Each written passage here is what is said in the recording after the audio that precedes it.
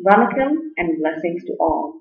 This is Dr. Bairavee Balasubramaniam, and today I'm going to be talking to you about two very, very important astrological aspects that all of us will be experiencing within the next few hours. Now, at 6:22 a.m., Chiron goes retrograde into Pisces, and 15 minutes later, at 6:37 a.m., the Sun conjuncts Mercury Retrograde in Gemini. All these take place on the 20th of June 2014. My time zone is GMT +8. Now, Chiron is essentially what we call the wounded healer or the soul healer in astrology. It shows us where we feel our deepest, most intimate wounds at the depths of our being, whether it be abandonment, neglect, betrayal, or any other form of deep, paralyzing insecurity. Now, Chiron is often associated with vulnerability, but it is actually a treasure trove that contains your deepest strengths if you are willing to go through the process of experiencing those wounds, healing, and ultimately transcending them. That's what Chiron does even in direct motion. When in retrograde motion, Chiron basically gives us the ability not only to focus upon the deep experience of the wound and to attract healing from the outside, but it also allows us to go deep within ourselves to find sources of healing in our own experiences, in our own understanding of our own journeys. Basically, Chiron gives us the gift of healing ourselves. Now, when in direct motion, I feel that the experiences triggered by Chiron come from external sources beyond you, but in retrograde motion, I feel that it is far more centered upon what you do and how you choose to do it. You are the impetus and you are the impulse towards healing and recovering those gifts. Now, 15 minutes after Chiron goes retrograde, we also have the Sun conjunct Mercury Retrograde. I haven't spoken much about the Mercury Retrograde, so I'll give you a bit of a lowdown now. Basically, in the sign of Gemini, Mercury is particularly strong as it is home sign. You know, the way a basketball team might have an advantage playing in its home court. Now, when Mercury is in Gemini, what you basically get is an emphasis on the analytical, intellectual, and mental energy upon areas ruled by Gemini. That is basically your immediate environment, your relationship with your brothers and sisters, the way you perceive the world, the way you communicate and present yourself and interact with the world. It also refers to the kind of environment you particularly experience in early childhood. So it has, in that sense, it looks back a little bit towards the past.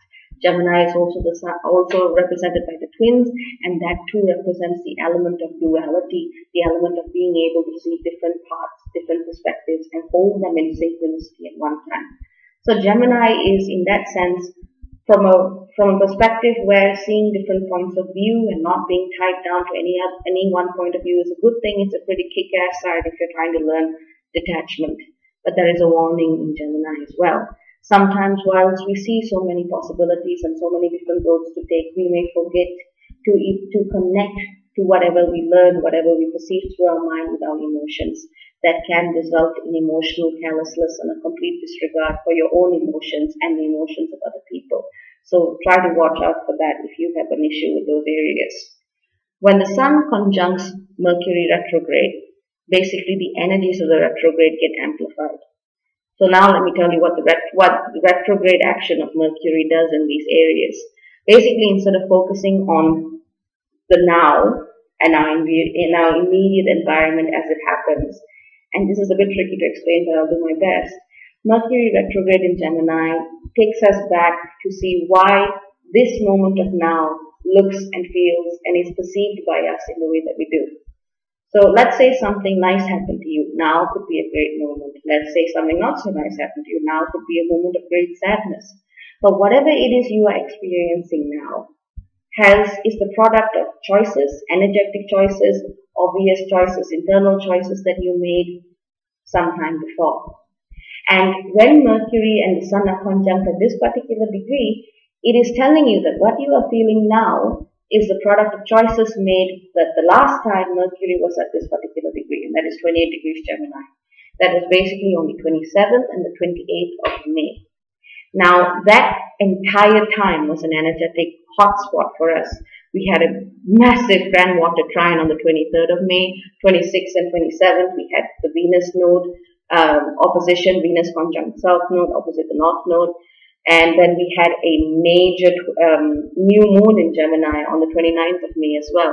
So something happened then that Mercury retrograde in Gemini along with the Sun is making me focus about now. Some major decision would have happened, or some major decision would have transpired. Some change in circumstance, some change in the way you perceive yourself, some change in the way you choose to direct your mental energies could have happened at this time. There are many possibilities. But whatever it is, look to the last week of May and look to the way you perceive the now, the way you exist in the present, and try to bridge the two. Mercury is the messenger who can move between different realms, and so he is your perfect ally at this time of trying to bridge together different times and result in a more unified and holistic picture of the reality you live in. Now, both these energies are not, Chiron and the Sun-Mercury conjunction are not exactly connected in terms of aspects, but astrology is one way of looking at the spiritual experience. There is a lot that it does not cover. The two do intersect.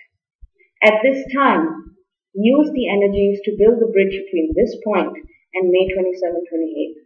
What you find will help you in understanding and beginning your journey into Chiron retrograde as it unfolds over the months to come. So pay attention to those lessons and try to use whatever lessons you learn in discovering how to transform your greatest vulnerability into your greatest strength. If there is any message that I would ask you to take from Chiron retrograde, it is to understand how immeasurably powerful you are. Realizing that at the level of the soul is a gift that all of us have been blessed with by the divine. We just have to do the work to get there. Now, I would say that's all I need to say for now.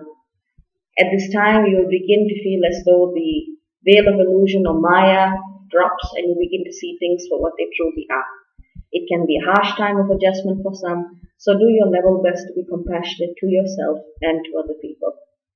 Thank you very much for your time, and I hope this video has explained some of the energies that some people have already begun to sense and that all of us will continue to sense for a few days to come, and in the case of Chiron, for a few months to come. Blessings to all, and take good care of yourselves. Goodbye.